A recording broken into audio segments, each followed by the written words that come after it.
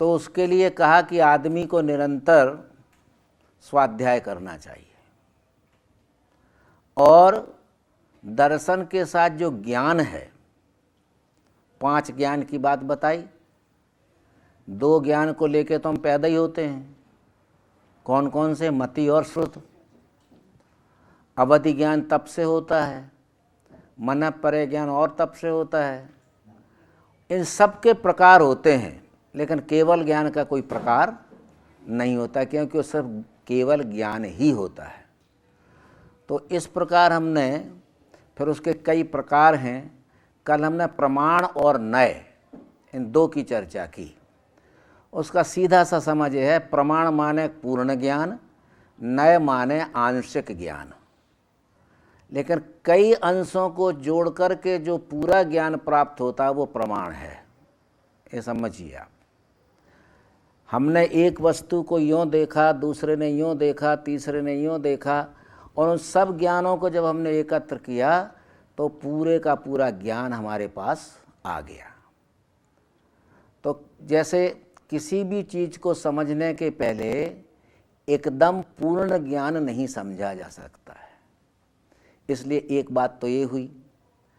अब दूसरे अध्याय में जीव के 5 असाधारण भाव होते हैं। बहुत महत्व की चीज़ है। हम चिल्लाते बहुत हैं, औपसमिक क्षायको भावो मिश्रच जीवस्य स्वतत्व औदायक परिणामिकौ च। हम कहते हैं क्षयोपशम, क्षय और उपशम।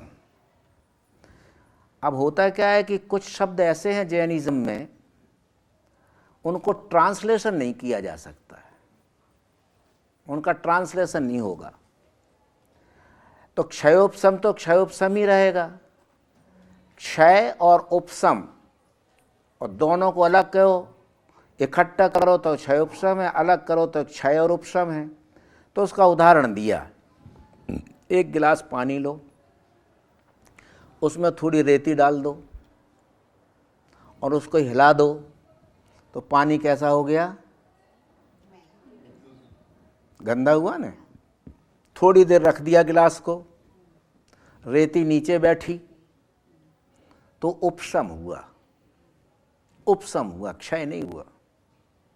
आप साइंस में देखते हैं कि वो फिल्टरेशन का जब समझाते हैं, तो जब बहुत पुराने समय में कोलसा भरना, फिर रेती भरना, फिर ये भरना, फिर कैसे वो पानी नीचे शुद्ध निकलता है, समझाते थे। तो प्रश्न यहाँ ये खड़ा होता है कि हमारा क्षयोपशम हुआ, उपशम थोड़ा हुआ, लेकिन फिर पानी को हिला दिया तो क्या हुआ? फिर गंदे के गंदे हो गए। तो हमको क्षयोपशम में से क्षायक में पहुंचना है। क्षायक ज्ञान माने जहां पर यत किंचित भी संशय ना हो, तमाम प्रकार के विकारों का जहां क्षय हो चुका हो। और फिर मिश्र भाव भी होते हैं। मिश्र भाव का मतलब है कि आदमी क्या है, डोलता है। कभी एक गुण स्थान ऊपर चढ़ जाएगा, कभी एक गुण स्थान नीचे भी उतर जाएगा। तो दूसरे तीसरे गुण स्थान तक ये डामाडोल स्थिति चलती रहती है। जैसे आपके मन में एक बात आई कि भगवान ने जो वाणी की है वो सच होगी कि नहीं, तो पहली बार का बिल्कुल सच है, क्योंकि इसमें लिखा है कि तीर्थंकर के यानी आगम में तत्वार्थ श्रद्धा नाम सम्यक दर्शनम, ये आपने पढ़ा था। तत्व में पूर्ण रूप से श्रद्धा होना ही सम्यक दर्शन है। फिर आपको किसी ने विचलित कर दिया, तो हमको लगा यार सोचना पड़ेगा है कि नहीं है, तो आपके भाव फिर से कहाँ हो गए? नीचे की नीचे उतर गए। तो भावों की स्थिरता के लिए इस जीव के कुछ भाव होते हैं। तो उन्होंने कहा औपसमिक, क्षायक और मिश्र। तो मैंने उदाहरण दिया, मट्टी बैठ गई, उपशम हुआ, फिर हिला दिया, फिर तकलीफ हो गई। तो जब वो मट्टी बिल्कुल निकल जाए और पानी बिल्कुल 100% प्योर आ जाए, वो है क्षायक। और क्षायक जो होता है केवली के सिवाय अभी हमको और आपको होना संभव नहीं है, क्योंकि जब कुछ बता ही नहीं। आप देखो, अरिहंत प्रभु के कितने वो नष्ट होते हैं कर्म? 4। घातिया कर्म। घातिया कर्म माने आत्मा का जो घात करे वो घातिया। इसके बाद के जो 4 कर्म है, आयु, नाम, गोत्र वगैरह है, वो घात नहीं कर सकते हैं, क्योंकि उस 4 कर्मों के नष्ट होने के बाद उस अवस्था में संयोग केवली के में पहुंच जाते हैं कि फिर उसके ऊपर कोई अटैक नहीं कर सकता है। तो नाम है, रूप अपने आप होता है, गोत्र तो ऊंच और नीच गोत्र का अपने आप होता है। इसके बाद हमारे जो आयु कर्म है वो तो जिस दिन क्षय होगा उसी दिन होगा। तो ये सब बातें जो हैं उनको होती हैं जिनके संपूर्ण ज्ञान की पूर्णता हो गई।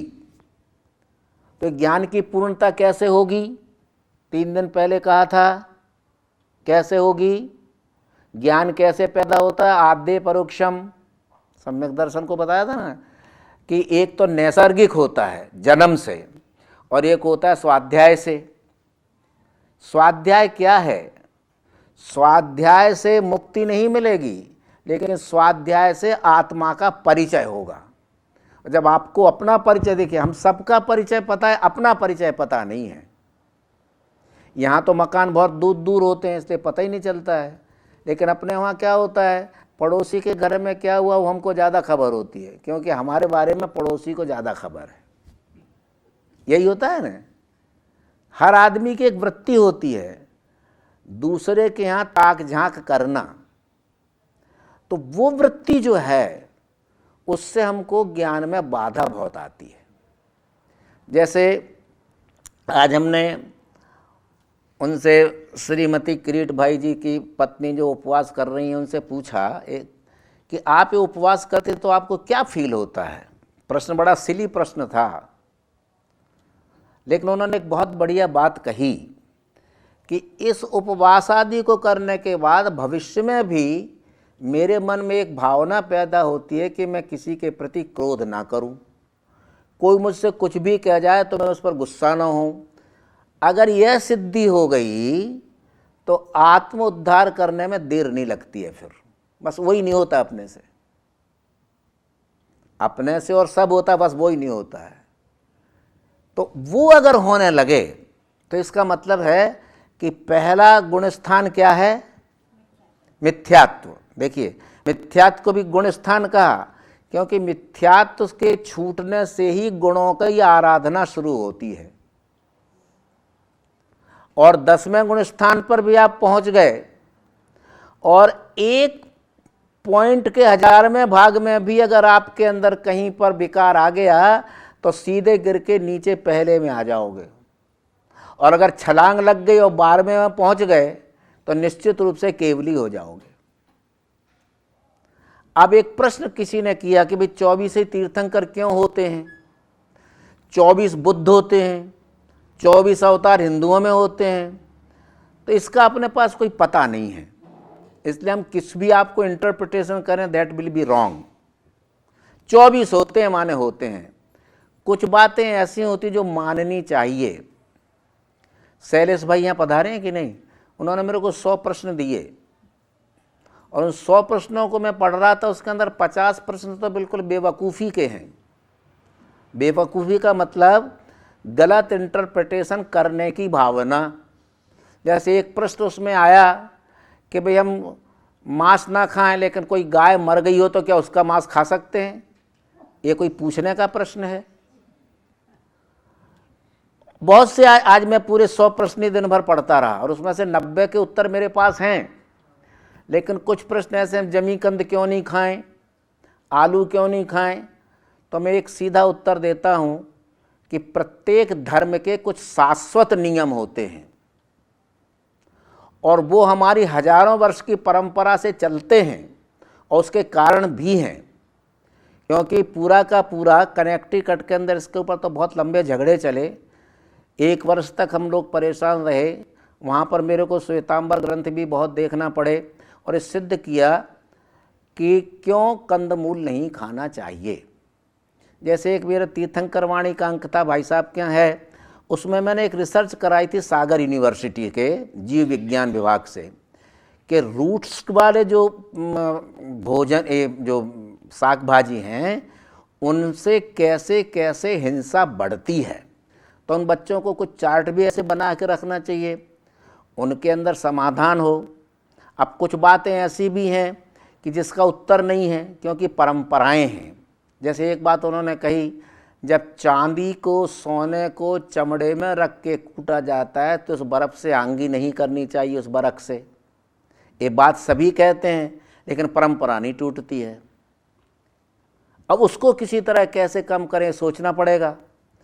तो आज के युवक के अंदर क्यों प्रश्न खड़े हो रहे हैं, इसके दो कारण हैं।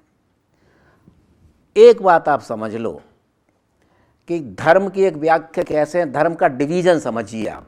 जब तक डिवीजन नहीं समझेंगे आपके समझ में नहीं आएगा। विश्व के धर्म दो भागों में बटे हैं, पूरे विश्व के धर्म दो भागों में बटे हैं। एक वो जो पुनर्जन्म में मानते हैं, दूसरा वो जो पुनर्जन्म में नहीं मानता है।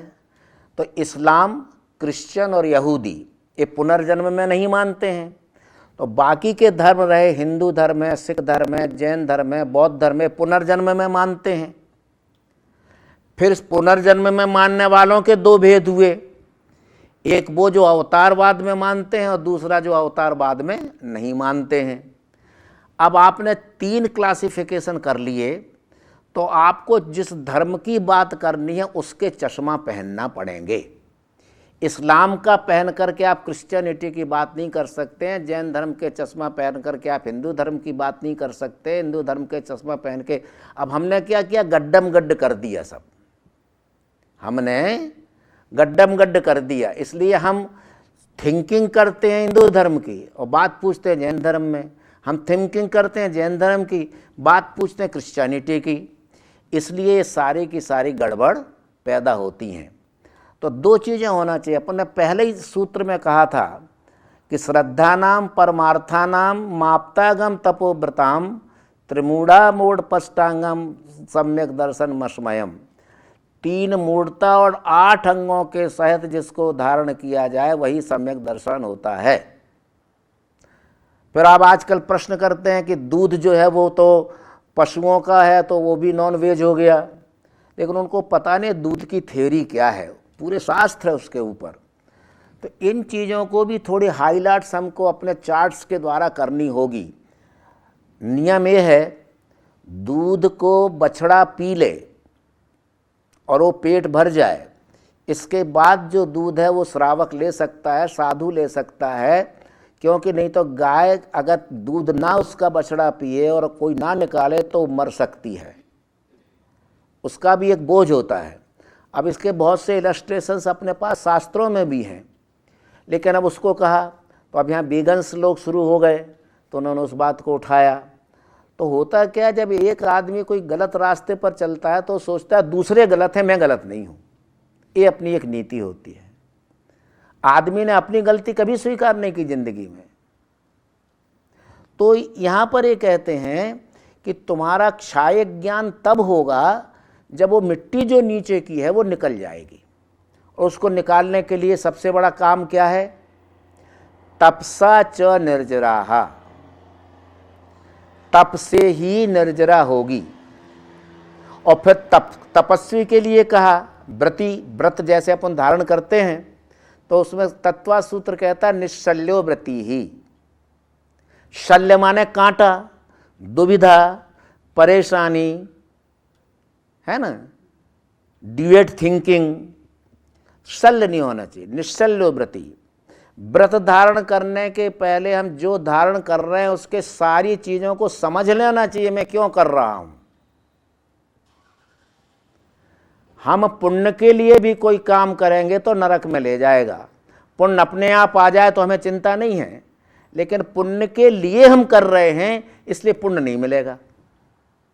अब देख लीजिए आप, तो इतना यानी जहां पर तीर्थंकर का जीव भी कर्मों को भोगे बिना मुक्त नहीं हो पाया, उपसर्ग उन पर भी हुए, तो उतनी भी करास अगर, हालांकि उनको उपसर्ग कोई कष्ट नहीं दे सके। बहुत लोगों की गलत मान्यता है कि धर्मेंद्र और पद्मावती ने पारसनाथ की रक्षा की। बहुत रॉन्ग कंसेप्ट है। तीर्थंकर की रक्षा कोई देवी देवता कर नहीं सकता। तीर्थंकर इतना कमजोर नहीं होता है, वज्र वृषभ नाराज शरीर होता है उसका, लेकिन पूर्व भव में जलती हुई लकड़ी में से उस नाग नागनी को मंत्र के द्वारा उसको मुक्ति दिलवाई और वो स्वर्ग में धर्मेंद्र और पद्मावती हुए। और जब पारसनाथ पर उपसर्ग हुआ और जब उनका आसन कंपायमान हुआ तो उस ऋण को चुकाने के लिए उन्होंने उनके ऊपर अपने फण कर दिए, लहूलुहान हो गए। तो उन्होंने अपना फर्ज अदा किया, तीर्थंकर की रक्षा नहीं की। समझ लीजिए। अब बहुत से इसलिए कहते हैं मैंने रक्षा की, ऐसा नहीं है। दे आर सम्यक दृष्टि जीव, इसमें दो मत नहीं है। लेकिन तीर्थंकर इतना कमजोर नहीं होता है कि उसके ऊपर उपसर्ग करने के लिए किसी का बचाव करना पड़े। कहानियाँ अपने पास बहुत सी हैं, महावीर की तो बहुत सी कहानियाँ हैं, लेकिन उन लोगों ने इस प्रकार के परिसयों को छहन कर करके उस मट्टी को ख़त्म कर दिया तो उनका क्षय ज्ञान हुआ, जहाँ पर किसी प्रकार का लेश मात्र भी दर्द नहीं है, दुख नहीं है, गंदगी नहीं है, रेती नहीं है, निर्मलता आ गई। तो निर्मलता की यात्रा करनी है इस जीव को। जीव को क्या बनना है? निर्मल बनना है। अब जीव कहाँ है? जैन दर्शन में जीव कहाँ है? तो उस आत्मा को जीव कहा। अजीव की बात भी अपन ने पढ़ ली थी, जीव को आत्मा में कहा। तो आत्मा को ढूंढते हैं बहुत से लोग। कुछ कहते हैं बताओ आत्मा कहाँ है, तो भाई उनको समझाओ कि ये है वो है। अब जब कोई नहीं माने तो क्या करोगे? या तो आप चुप हो जाओ या उसको एक तमाचा मारो, जोर से तमाचा मारो। वो कहेगा तुमने तमाचा क्यों मारा? बोले बताओ कहाँ है तमाचा, दिख रहा है तेरे गाल पर क्या तमाचा? तो मूर्ख को समझाने के लिए डंडा भी आवश्यक है, मूर्ख को समझाने के लिए। तो हमें मान के चलते हैं कि आदमी की आत्मा को सबसे दुखी करने वाला तत्व कौन है? ये रिपीटेशन हो रहा है थोड़ा अरविंद भाई। 4 कसाय। कसाय का मतलब क्या? जो कसे, परेशान करे, हैरान करे। जितना किसी से दुश्मनी दुखदायक है उतना ही प्रेम भी दुखदायक है, ये समझ लीजिए। आदमी दुश्मनी को तो तोड़ भी सकता है लेकिन दोस्ती को नहीं तोड़ पाता, ये सबसे कठिन काम है। इसलिए वीत रागी कहा, वीत द्वेषी नहीं कहा। द्वेष को जीतने वाला नहीं, राग को जीतना कठिन है। तो आप देखें हम सब लोग कितने राग से बंधे हैं। तो इस जीव के मिश्रित, अभी हम लोग मिश्र में हैं। कभी कभी एकदम ऐसे भाव हो जाते हैं कि ज़िंदगी में क्या, जैसे स्मशान में। यहाँ तो खैर स्मशान भी बड़ा लग्जरियस होता है, मैंने 2 अटेंड किए हैं न्यूयॉर्क में। लेकिन जब हम स्मशान भूमि में जाते हैं तो बड़ा बेरो हो, संसार में क्या रखा है, संसार असार है, एक दिन अपने को मर जाना है। और जैसे ही नहाया तो ये लगता है जल्दी चलो ऑफिस पहुँचना है। स्मशान वैराग्य जिसको कहते हैं, उसकी बात नहीं है। एक बार आप, मैं ये नहीं कहता हूँ आप अपने बच्चों से प्रेम नहीं करें, पत्नी से प्रेम नहीं करें, पड़ोसी से प्रेम नहीं करें, सब करें, लेकिन उसके लिए आप बीमार नहीं हो जाएं, मर नहीं जाएं। मोह जो है, राग, मोह राग दुख दुख की खान। मोह राग जो है वो समस्त दुखों की खान है। और जिसने राग छोड़ दिया उसने सब छोड़ दिया। तो हमारे यहाँ जब हम तप के दिन पढ़ेंगे तो भोजन जो होता है वो सबसे ज़्यादा राग द्वेष में ले जाता है। भोजन प्रमाद करता है। भोजन के कारण जीव रसना इंद्रिय जो है वो वाचाल हो जाती है। और इन सब को रोकने के लिए हमने एकासन किए, उपवास किए, सब किए। उद्देश्य हमारा क्या था? रसना इंद्रिय पर काबू करना और क्षुधा नाम का जो तत्व है जन्म के साथ, that is the fundamental instincts, उसको भी अपने कब्जे में करना। इसका नाम उपवास और एकासन है। अब हमने एकासन तो कर लिया, मैं तो अपने जैसे कमज़ोर आदमी की बात करता हूँ, और शाम को बहुत बढ़िया जिनके यहाँ रुका उनके यहाँ माल पानी बन रहा है तो मन होता आज एक आसन नहीं किया होता तो कैसा माल पानी खा लेता। देखिए मैंने खाया नहीं, लेकिन मुझे एक आसन टूटने का पाप जरूर लगा। वहां आपकी दृढ़ता है। सब कुछ होते हुए भी हम उसके प्रति उदासीन हो जाएं, तो ऐसे भाव हम में आए, ये हमारी भावना होती है। तो ये पांचों भाव जो हैं इनके औदायिक आदि परिणामिक भाव होते हैं। उदय में आने के बाद कुछ, जैसे अब उदय में कैसे आते भी बड़ी कर्म की एक थ्योरी है। दो प्रकार के कर्म होते हैं, एक तो होते हैं निकाचित कर्म और एक होते हैं तुरंत झड़ जाने वाले कर्म। उदाहरण के रूप में आपने कच्चा आम लिया और उसको घास में रख दिया, तो उसको आपने पकाया, ठीक है, तो ये क्या हुआ, तपसा निर्जरा। और एक निकाचित कर्म है जो आयु बंध के साथ लग गया तो उसको भोगे बिना चलेगा नहीं, चाहे वो राजा श्रेणिक हो चाहे कोई भी हो। जब कर्म में उदय आते हैं तो भोगना पड़ता है। एक बात अगर आदमी समझ जाए कि मेरे दुख का कारण मैं खुद हूं, तो उसको दुख नहीं होगा। कोई किसी को सांत्वना नहीं दे सकता है। जैसे मान लीजिए हम किसी को बीमार को देखने गए थे, अरे भाई तुम्हारी तबीयत ठीक थी जाए तो बहुत सरस हो, तो भगवान ने प्रार्थना करूँ ने आम ने तेम, आपने बधी मायाचारी नहीं घनी बातों करिए। अरे भाई उसको दुख है, लेकिन उसको ये भी नहीं कह सकते कि भाई तेरे कर्मों के कारण इसलिए तू दुखी हो रहा, उसको ये कह भी नहीं सकते हैं क्योंकि व्यवहार है। लेकिन उसे सोचना, अगर उसमें ज्ञान आ जाए कि मेरे दुख का कारण मैं खुद हूं, प्रत्येक बीमारी का कारण पेशेंट स्वयं होता है, वातावरण तो बाद में आता है। तो हमारे उदय में जब आते हैं तो जीव साधारण के अंदर जो हैं वो उन्होंने चित्र दिया है कि मिश्र भाव से औदायक में भी जा सकते हैं, पारिणामिक में जा सकते हैं, क्षायक में भी जा सकते हैं, क्षय उपशम में भी जा सकते हैं। आप चार रास्ते पर खड़े हैं और उस चार रास्ते में आपको तय करना है कि आपको कहाँ जाना है। और वो काय से होगा, तपसा निर्जरा। और तप का भी श्रेष्ठ साधन क्या है, आत्म ध्यान। हमने आत्मा के बारे में कभी सोचा ही नहीं, रात्रि को खाते समय सोचा ही नहीं, अभक्ष खाते समय सोचा नहीं। मांसाहारियों ने इस पेट को मुर्दे का श्मशान बना दिया, आप देख लो। और मांसाहारी तामसी होगा, तामसी वृत्ति माने गुस्सा आना, लड़ाई लड़ना, ये सब। शराबी कभी भान में नहीं होता है। तो ये सब बातें खान पान के साथ पूरा, दो ही बातें हैं जैन दर्शन में, एक तो भावना का धर्म है और दूसरा सहन शक्ति कैसे पैदा की जाए, इसकी मुख्य विशेषता है भोजन की, सब चीज़ की सहन शक्ति। और सहन शक्ति जिसमें नहीं होता है वो कुछ नहीं कर सकता है। तो अब सहन शक्ति मात्र भोजन की नहीं है, हर चीज़ में सहन शक्ति होना चाहिए। अपन ने पूजा में क्या पढ़ा, गाली सुन मन खेद ना आनो, ये पढ़ा। कोई कितनी भी गाली दे मुझे खेद नहीं होगा, कहने में बड़ा सरल है, लेकिन कोई गाली दे के तो देखे, एक देगा हम 10 देंगे।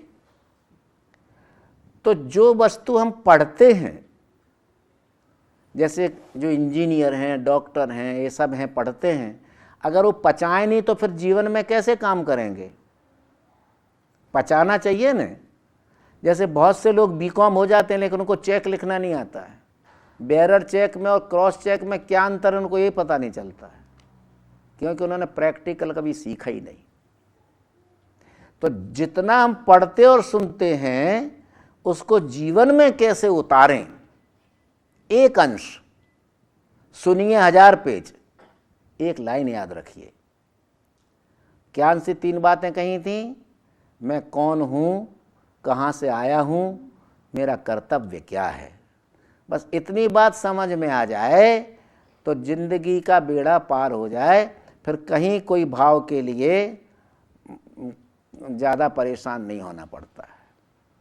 तो ये भाव अंदर के होते हैं, एक जीव को देख करके करुणा भी हो सकती है, एक जीव को देख करके आपके मन में करुणा नहीं भी हो सकती है। अब आजकल क्या हो गया है, कुछ पुलिस के ऐसे लॉ हो गए हैं, जैसे सपोज एक आदमी का एक्सीडेंट हुआ और दूसरा आदमी मर गया तो लोग वहाँ खड़े नहीं होते हैं। क्यों? अभी पुलिस जाओगे, फिर स्टेटमेंट देना पड़ेंगे, फिर स्पेसी पे जाओ, स्पेसी पे जाओ। कई बार तो ऐसा होता है कि 25 गाड़ियाँ गुजर जाती हैं कि उस जो इंजर्ड है उसको अस्पताल तक नहीं ले जाते हैं, लेकिन हिम्मत वाले ले जाते हैं। पूछेगा पुलिस, क्या फ़र्क पड़ता है? अब पुलिस का उल्टा डंडा चलता है, तूने तो नहीं किया एक्सीडेंट, तो अब अपन फंस गए।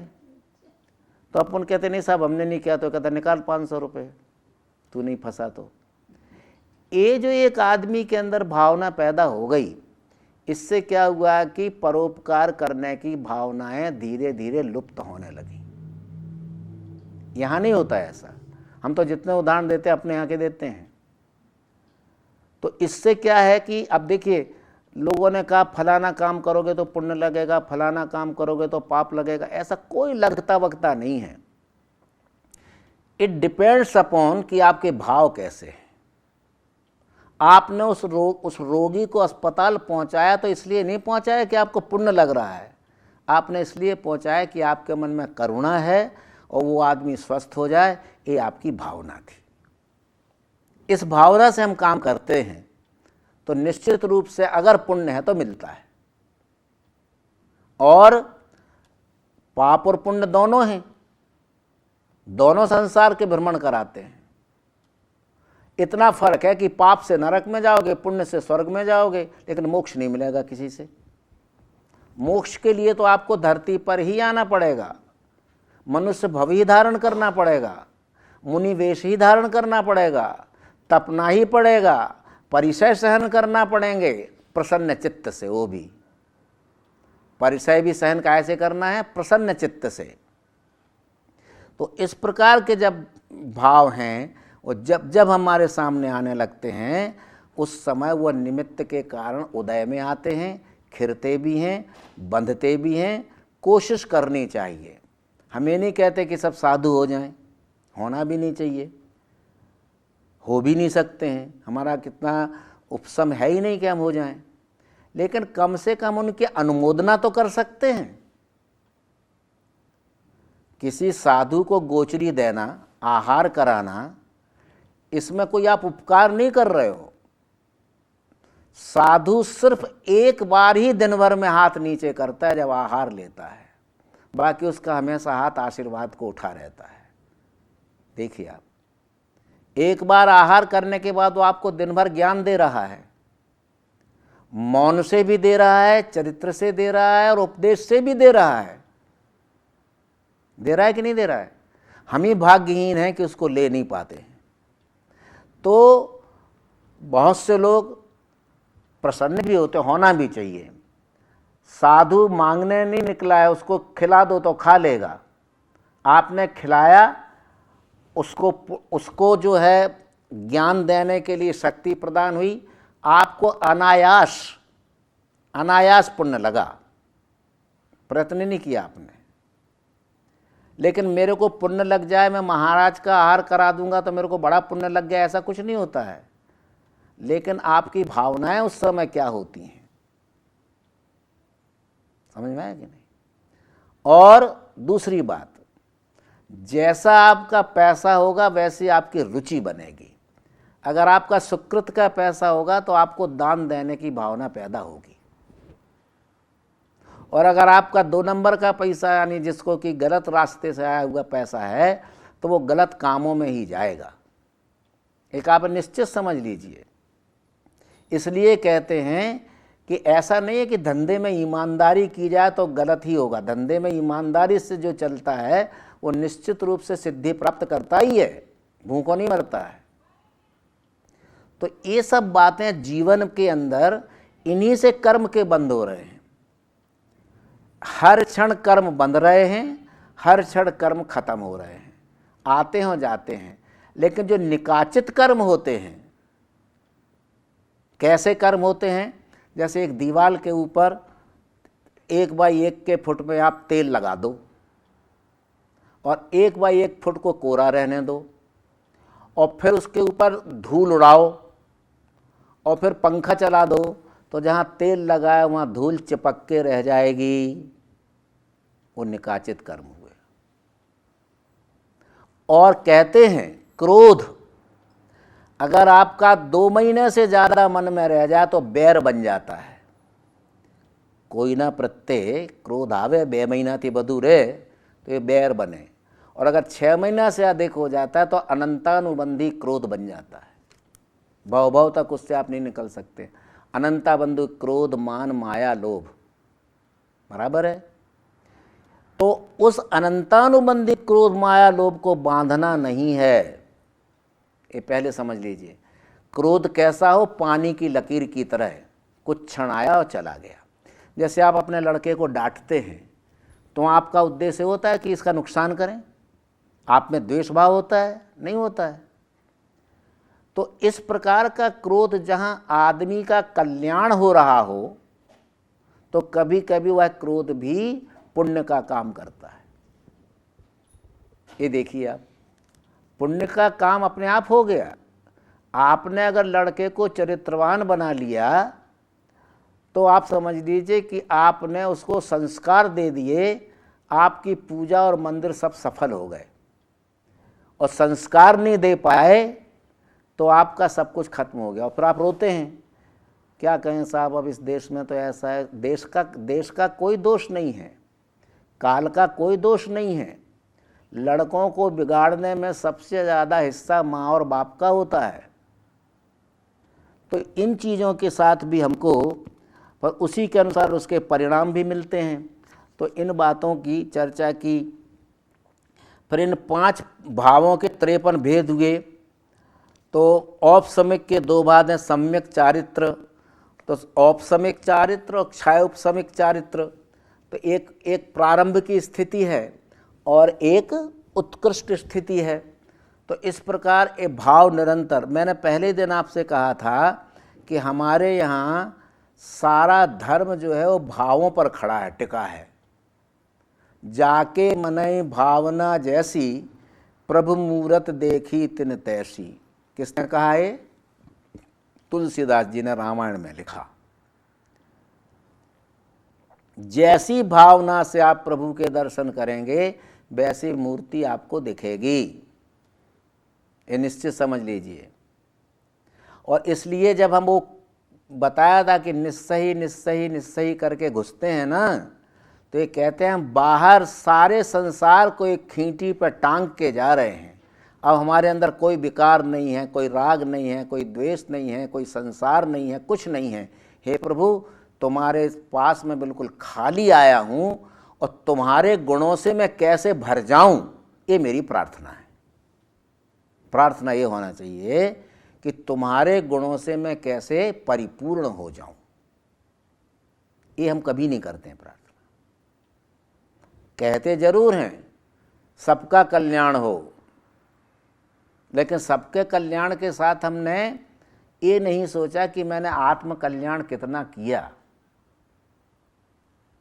जैसे अपने प्रभावनांग की बात बताई थी आपको, सम्यक दर्शन के 8 अंगों में। आपके चेहरे की जो ओरा होता है, महावीर के चेहरे की कांति देख करके गौतम का सारा अहम पिघल गया और 11 के 11 शिष्य हो गए। आपका चरित्र ऐसा हो कि आपके चेहरे से सरलता झलके, आपके चेहरे को देख करके लोगों को लगे कि इनसे 2 मिनट बात करने मज़ा आ जाए। समझ लीजिए कि आपके अंदर कहीं ना कहीं दर्शन उदय हो रहा है। और एक आदमी आपका सगा है, संबंधी, उसको देख के आपको घृणा होती कि आज कहाँ मिल गया यार, सवेरे से दिन बिगड़ जाएगा। समझ लीजिए कि उसके चेहरे की जो ओरा है उसका वो ब्लैकिश है। और इसको अपन 6 लेस्या में ले जा सकते हैं। लेस्याएँ कितनी होती हैं? 3 शुभ और 3 अशुभ।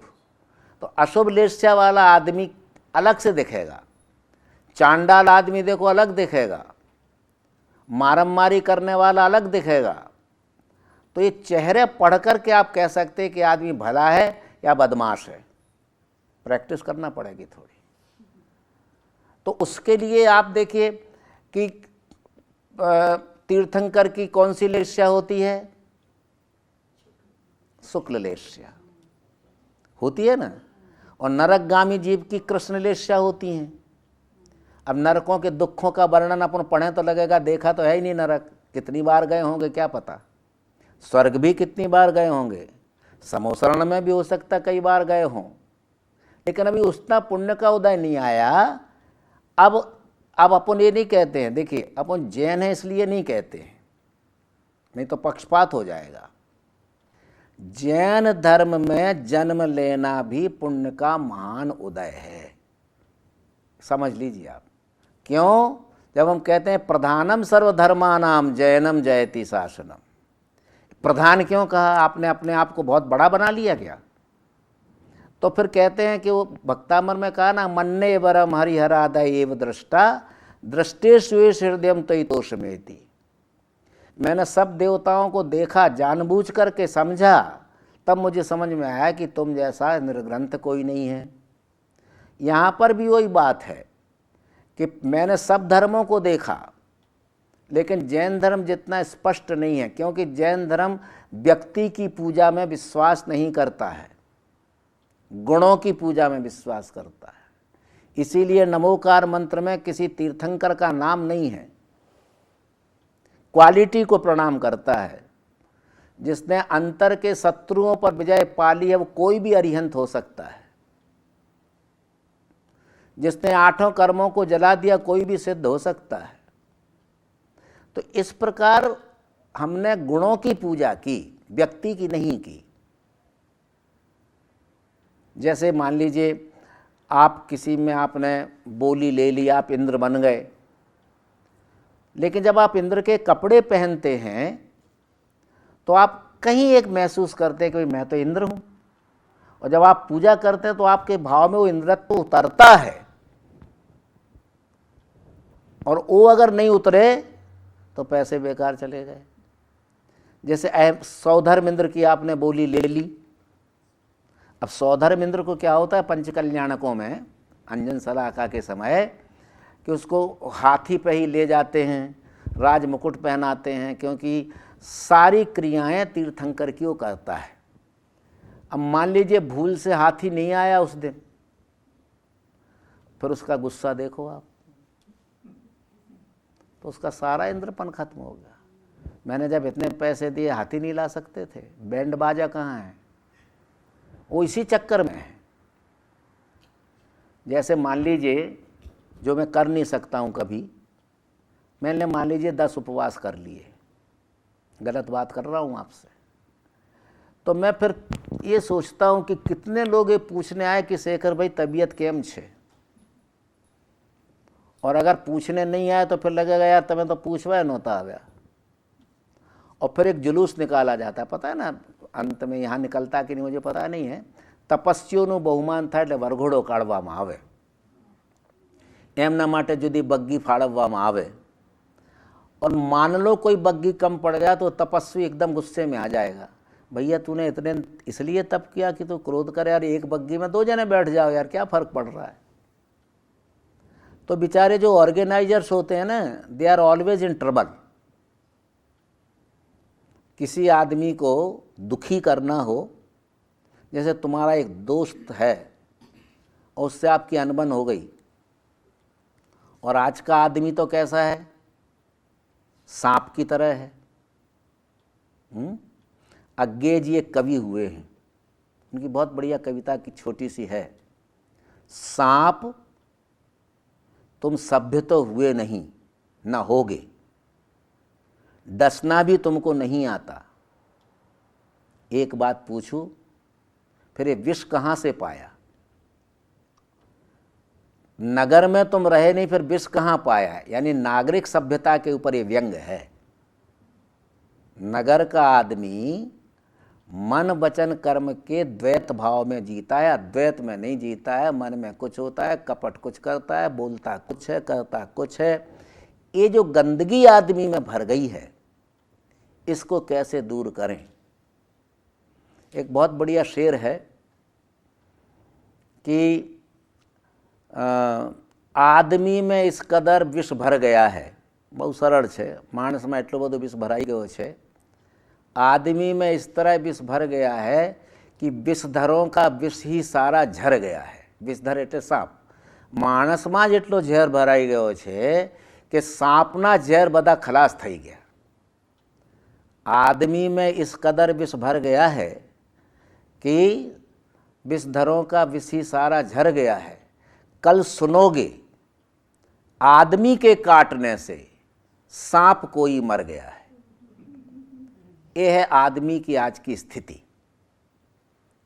आदमियत हमारी कहाँ चली गई? स्वार्थ में चली गई. और जब स्वार्थ में चली जाती है तो आदमी में कलुषता ही बढ़ती है. इसलिए मैंने पहले दिन कहा था कि पूरे जैन धर्म की व्याख्या एक वाक्य में ये है. किसी ने पूछा what is the definition of Jain, तो उसको कहा a person who is perfect man is Jain. बस पर्सनालिटी का परफेक्शन अगर आपके अंदर है तो आप जैन हैं. कोई ज़रूरी नहीं कि आप जैन कुल में पैदा हों तभी जैन हो. चंडाल भी जैन हो सकता है, मेढक भी जैन हो सकता है, हाथी भी जैन हो सकता है. क्योंकि जैन धर्म जो है व्यक्ति विशेष का नहीं है. जैन धर्म प्राणी मात्र का है. एक बात समझ लीजिए, प्राणी मात्र का है. लेकिन हम समझा नहीं सके, हम लोगों को समझा नहीं सके. ऐसे इन सभी के भेद दिए हैं. किसी के 18 भेद हैं, किसी के 9 भेद हैं. लेकिन अपने पास जितना समय उसी को चलते हैं. तो सबसे बढ़िया है जीव का लक्षण क्या है. अब अपन ने 7 तत्व में पढ़ा था. पहला तत्व क्या है? जीव. तो संसार कितने भागों में बटा है भाई? 2 भागों में. कौन कौन से? जीव और अजीव. तो उसने कहा उपयोगो जीवस्य लक्षणम. उपयोग जीव का लक्षण है. उपयोग का मतलब क्या? जिसमें ज्ञान दर्शन आदि गुण हैं वह उपयोग है. चेतना है, समझ है, धर्म पालन की शक्ति है, अच्छे बुरे के विचार करने की शक्ति है, बुद्धिमान है. अगर भगवान ने आदमी को बनाया, सृष्टि की रचना की, तो सबसे गलत काम किया उसने आदमी को बनाने का. पंचवटीय खंड काव्य लिखा मैत्री शरण गुप्त ने. तो बहुत सी बातें होती हैं. लक्ष्मण जी कह रहे हैं मानवता को मैं सुरत्व की जननी तो कह सकता हूँ, किंतु पतित को पशु कहना कभी नहीं सह सकता हूँ. मानस બહુ મોટું થઈ શકે હું માનું છું, પણ કોઈને ગધેડો કહેવો હું માનું નહીં. કેમ? गधे ने कभी अपने नियमों को नहीं तोड़ा, आदमी ने रोज नियमों को तोड़ा. इतना ही फ़र्क है. इसलिए गधों की ना कोई पाठशाला होती है, ना कोई टेक्स्ट बुक होती है, ना कोई पुराण होता है, ना कोई शास्त्र होता है. क्योंकि उन्होंने they have not violated the rules. जबकि हम यही सोचते हैं कि लाल बत्ती में से कैसे निकल जाएं, पुलिस ना देख ले. एक जनों ने मुझसे इंडिया में कहा हमारे यहाँ तो ये अच्छा है, हमारे यहाँ तो ये अच्छा है, हमारे यहाँ तो ये अच्छा है, हमारे. तो हमने कहा ठीक है, अगर पुलिस की टिकट नहीं मिलती होगी तो आप यहाँ से भी ख़राब काम करते. वो पुलिस की टिकट का बड़ा भय होता है. तो तुलसीदास जी ने लिखा कि भय बिन प्रीत ना होए गुसाई. बिना भय के राज्य नहीं चलता है. कुछ कानून का भय भी आवश्यक है. तो इस प्रकार उपयोग का मतलब है चैतन्य गुण के साथ. देखिए चेतना को लिया, चैतन्य गुण. चेतना का मतलब क्या है? जागृति, जागरूकता. 24 आवर्स, सोते समय भी जागरूकता हो. कुछ लोग ऐसे सोते हैं, कुंभकर्ण के भी भाईबंद होते हैं, कि उसको कितने नगाड़े बजाते रहो नींद नहीं खुलती है. ऐसा सोने वाला हमेशा आलसी होगा और प्रमादी होगा. तो कहते हैं कि चैतन्य गुण के साथ संबंध रखने वाले जीव के परिणाम को उपयोग कहते हैं. किसके साथ संबंध रखना? रिलेशनशिप किसके साथ? तो सद्गुणों के साथ जिसने रिलेशन रखा. ये सब नहीं समझते हैं. मैं जीव हूं, मेरा ये कर्तव्य है. अब होता क्या है, हम जैन लोग चिल्लाते रहते हैं कि भाई हम ही करता है, हम ही भोगता है। दूसरा धर्म क्या कहता है कि हम कर्म करने ते हैं, भोगता हम नहीं हैं, न्याय कोई दूसरा देगा। आप देखो पूरी गीता आप उठा के पढ़ें, गीता का पूरा कर्मवाद आप देखें तो जैन धर्म से 90% मिलता जुलता है। तुलसीदास जी ने भी कहा कि जो जस करहि सो तस फल चाखा, जो जैसा करेगा ऐसा फल प्राप्त करेगा। तो पूर्वार्ध में हम सब लोग एक साथ हैं, लेकिन उत्तरार्ध में उन्होंने क्या कहा, वही है वही जो राम रच राखा। हमारा काम है कर्तव्य करना, फल देने वाला तो वो है। जैन दर्शन अकेला ये कहता है कि अगर मैं गलत काम का करने वाला हूँ तो उसका भोक्ता भी मैं हूँ, उसका दंड भी मैं ही दूंगा अपने आप को। ये फर्क है। ये फिलॉसॉफी का सबसे बड़ा सिद्धांत है जैन दर्शन के पास। इसी तरह जैन दर्शन के पास लेश्या दर्शन जो है वो सबसे मोस्ट इम्पॉर्टेंट चीज़ है जैन दर्शन के पास, और ये पूरा मनोविज्ञान के ऊपर आधारित है। तो इस प्रकार अंतर के चैतन्य गुण के साथ संबंध रखने वाले जीव के परिणाम को उपयोग कहते हैं। फिर इसके बाद उसने पूरे कर्मवाद की बात को उठाया है कि कैसे कैसे हम जीव का उपयोग कहाँ कहाँ करते हैं। उपयोग के भी अनेक भेद हैं। फिर दो प्रकार का जीव होगा, एक संसारी और एक मुक्त। अपन क्या हैं? संसारी। और तीर्थंकर प्रभु क्या हैं? मुक्त हैं। अनंत केवली मुक्त हुए हैं, अनंत केवली, एक दो नहीं। तो हम संसारी क्यों हैं? संसार का मतलब होता है मोह माया में फंसे रहना, और मुक्त का मतलब होता है उससे उठ जाना। बस इतना ही फर्क है। साधु में और गृहस्थ में क्या फर्क है? साधु पाट पर बैठता है, गृहस्थ खाट पे सोता है। खाट माने मौज शौक, और पाट माने त्याग की वृत्ति। इतना ही फर्क है ना। लेकिन उस नीचे की खाट से ऊपर के पाट में आने में जन्म जन्मांतर निकल जाते हैं और नहीं पहुंच पाते हैं। ऐसा ही होता है ना अपने यहाँ, जन्म जन्मांतर निकल गए, कुछ नहीं हुआ। अब आपने प्रवचन इतने दिन सुने, 18 दिन हो गए सुनते सुनते, लेकिन अंदर क्यों कुछ नहीं घुस रहा है? क्योंकि हम किवाड़ बंद करके ताला लगा के आते हैं, हम कुछ घुसने ही नहीं देंगे अंदर। और मैंने परसों मजाक में क्या कहा था? શું કહ્યું તું मैं अरविंद भाई? आपने तो बदा पंच धर्म ने मारनारा अपरिग्रहवादी। पंडित जी ने पूछा कल क्या पढ़ाया था? बोले पंडित जी आपने कहा था 5 पापों में आप परिग्रह पाप है, इसलिए हम परिग्रह नहीं करते थे। हम कोई ज्ञान घर नहीं ले गए, परिग्रह से कौन बांधे। ऐसा परिग्रह नहीं है यहाँ। तो प्रश्न ये है कि ज्ञान को पचाने की भी एक शक्ति होनी चाहिए। मैं आपको यहाँ के बड़े बड़े शब्दों का उपयोग करूँ और बड़े बम्बार्डिंग, तो आपको लगेगा हा हा हा बड़े विद्वान हैं, 2-4 संस्कृत के प्राकृत का एक आध उदाहरण। ऐसा नहीं है। संसारी जीव जो है वो संसार में भटक रहा है। कितनी योनियाँ बताई? 84 लाख। निगोद तो अलग है, नरक तो अलग है, कितनी योनियाँ हमने भोगी। लेकिन मुक्त कब होंगे? जब हम इन सब का धारण करेंगे।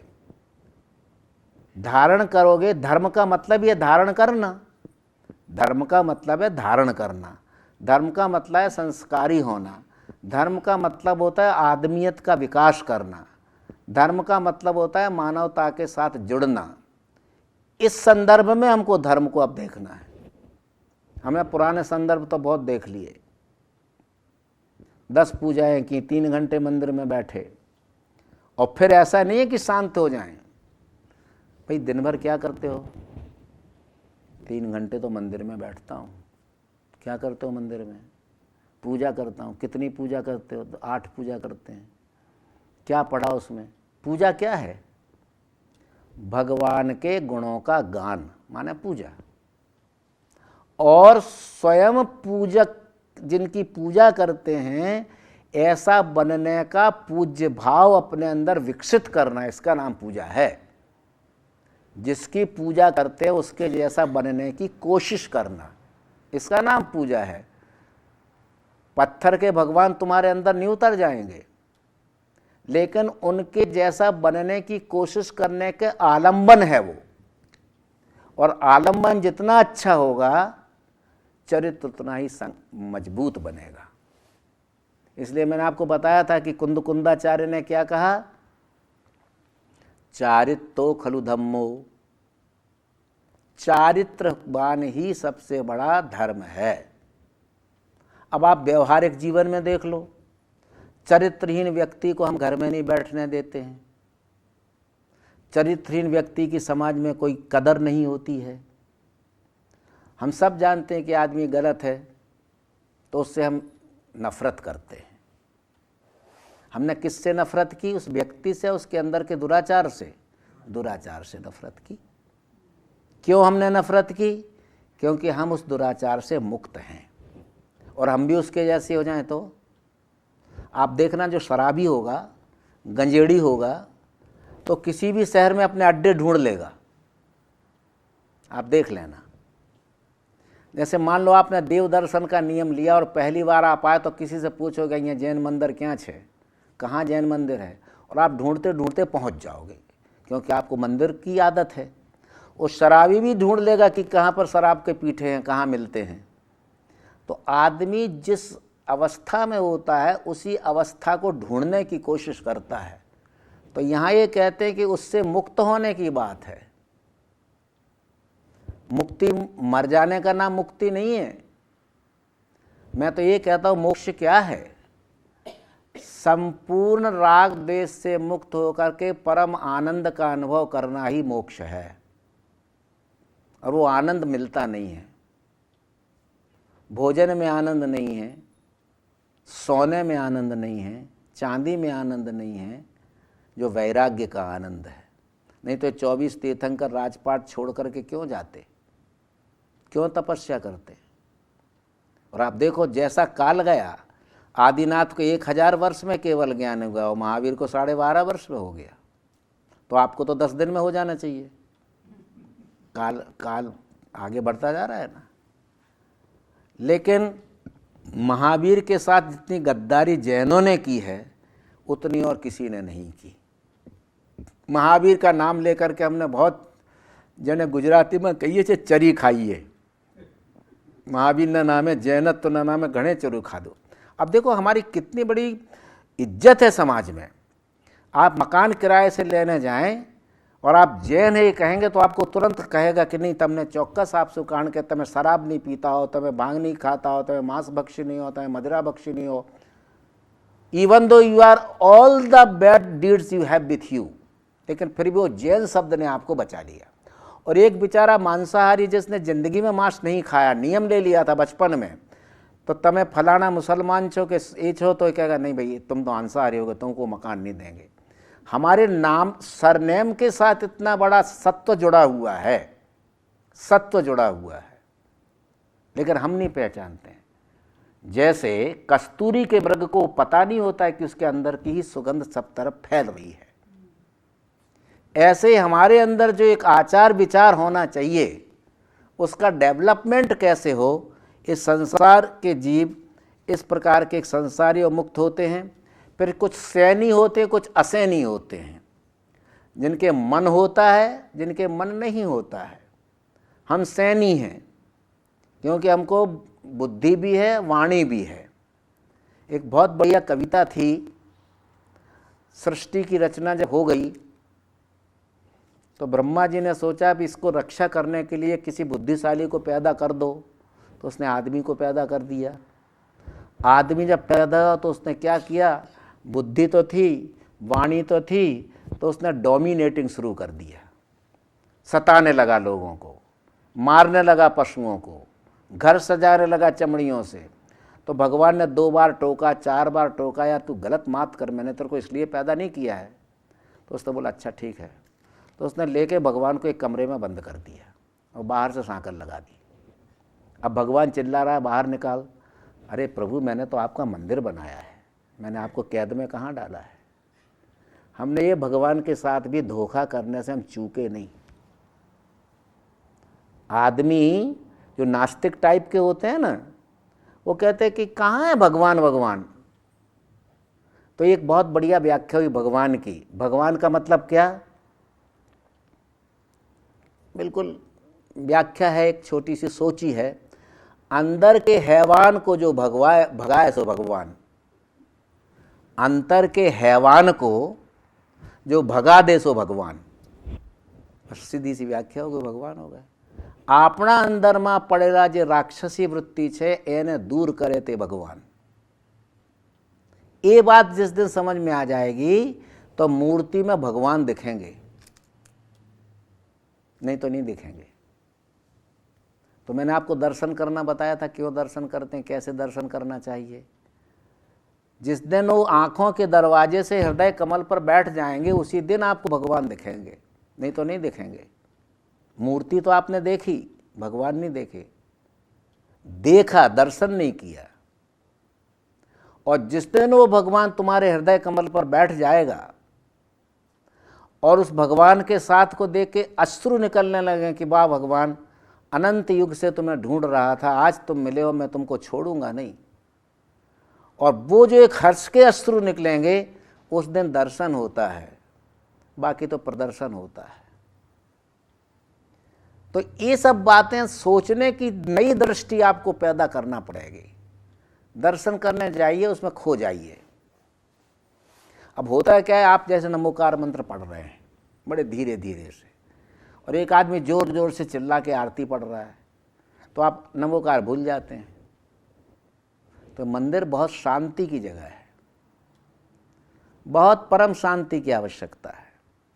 अभी आप देखें इंडिया के अंदर जो इस समय व्रत चलते हैं, पूजा चलती है, एक एक मंदिर के अंदर 100-100, 150-150 आदमी पूजा करते हैं। संगीत के साथ पूजा होती है, एक एक मंदिर के साथ 1000-1000, 1500-1500 लोग जुड़े होते हैं और गाजे बाजे से पूजा करते हैं, बहुत अच्छा लगता है।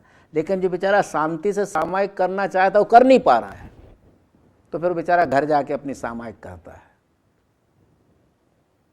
जैसे सुबह मैं यहाँ बैठ के भक्तामृत पढ़ता हूँ और इसी के बाद तुरंत हमारे वो क्या नाम भोजक जी हैं, वो कुछ छड़ी पुकारना शुरू कर देते हैं। तो मैं बीच में कई बार भूल गया 2-1 बार, तो फिर मैं वहाँ स्टॉप हो जाता हूँ, इसका निपट जाने दो फिर मैं शुरू करूँगा। उसमें उसका दोष नहीं है, भाई पद्धति है, परंपरा है। तो इस प्रकार फिर संसार के जीव में त्रसजीव भी हैं और स्थावर भी हैं। स्थावर तो आप जानते ही हैं जितने जो हैं, और त्रसजीव आपको कहीं कहीं दिखते नहीं हैं। अब कैसे त्रसजीवों का परीक्षण हो, जैसे एक लड़के पूछते हैं भाई रात को क्यों नहीं खाना चाहिए, इतनी बढ़िया प्रकाश होता है। प्रकाश से और रात के खाने से कोई मतलब नहीं है। जैन के लिए कहा गया है, और मैं समझता हूँ हम कोई जैन नहीं है इतनों में से, सूर्य अस्त के 48 मिनट पहले खाद्य, स्वाद्य, लेय, पेय, चारों प्रकार के पदार्थों का सेवन कर लेना चाहिए। इसके बाद जो करता है वो रात्रि भोजन का दोषी होता है, ये उसमें कहा। नवकारसी का मतलब क्या, सूर्योदय के 48 मिनट बाद ही मुंह में कुछ खाना जाना चाहिए। अब इतना करो तो अपन तो नौकरी पे नहीं जा पाए, परिस्थितियां अलग हो सकती हैं। तो वहाँ पर जो शाम होती है, एक नियम है कुदरत का, आप लोग तो वैज्ञानिक लोग हैं, कि जब शाम का संधि काल होता है, ठंडी होती है, गर्म पृथ्वी ठंडी होती है, अनंत त्रसजीव पैदा हो जाते हैं, स्वयंभू। अब कई प्रकार के जीवों से अंडज होते हैं, पोतज होते हैं, स्वयंभू पैदा होने वाले प्रकार हैं उसके। तो वो क्या होता है कि ठंडी में चूंकि पैदा होते हैं, इसलिए उनका आकर्षण गर्मी की ओर होता है, और उस समय भोजन में अनंत त्रसजीव गिर जाते हैं। इसलिए हम रात को नहीं खाते, प्रकाश से कोई और जितना ज़्यादा प्रकाश होगा उतने ज़्यादा जीव गिरेंगे। और कभी कभी देखना बड़ी ट्रेजेडी होती है, अपन लोग तो अच्छे हैं कि रात को नहीं खाते हैं। बरसात के दिनों में, शादियों में देखो लाइट लगती है और उसके ऊपर जो मच्छर भिनभिनाते हैं, दुनिया के कीड़े हैं, उसमें आप भोजन कैसे कर सकते हो? कोई नहीं करेगा, जो श्रावक होगा वो तो नहीं करेगा। लेकिन आजकल तो अपन मॉडर्न हो गए, अपना तो यार सब चलता है। अपना तो सब चलता है। तो लोग अपन जैसे मान लीजिए अपन 10 आदमी यहाँ बैठे हो, 10 आदमी ने नियम लिया हम रात को भोजन नहीं करेंगे, तो आपकी सोसाइटी आपको क्या कहेगी, यू आर ऑर्थोडॉक्स। क्या यार, कौन ऐसा होता है? लेकिन आप दृढ़ रहिए, आप 10 को रात्रि भोजन का त्याग करा सकते हैं। और हमने ये प्रयोग रोटरी क्लब में रह के किया, कम से कम 25 लोगों को रात को खाना छुड़ाया, पर उनको समझाना पड़ता है। तो इस प्रकार स्थावर और जीव होते हैं।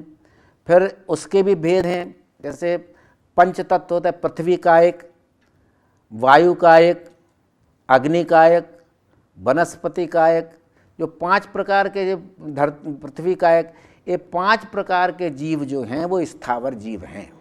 अब आप देखो धरती में भी जीव है,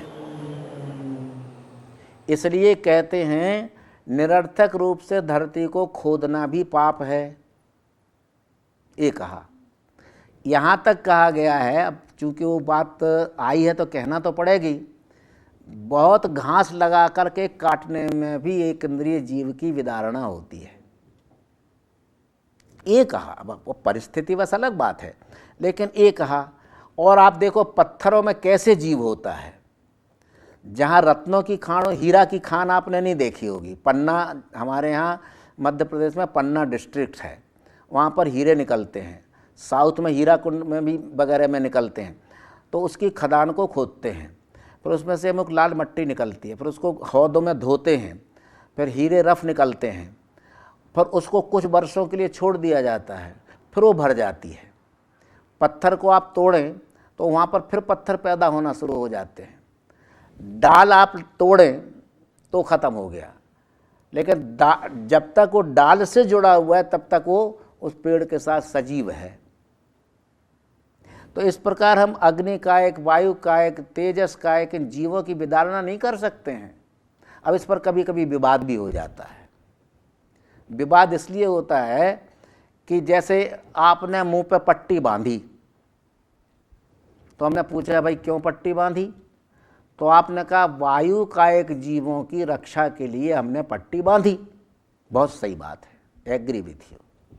लेकिन जब आप उस मुंह की पट्टी को बांध के बोलते रहते हैं और उससे जो थूक उड़ता है, उसमें जो त्रसजीव पैदा हुए वो मरे, उसका क्या? उस प्रश्न में एक ये भी प्रश्न है कि मुंह पट्टी बांधना क्यों चाहिए और क्यों नहीं चाहिए। तो मुंह पट्टी अब वो एक आइडेंटिफिकेशन है। जैसे चौड़ी पट्टी होगा तो तेरापंथी, सकरी पंथी होगा तो होगा तो स्थानकवासी। अब उन लोगों ने अपना पट्टी के ऊपर ही ये पूरा आधार चलाया। तो प्रश्न है कि 5 प्रकार के स्थावर जीवों की भी हमें विदारणा निरर्थक रूप से नहीं करनी चाहिए।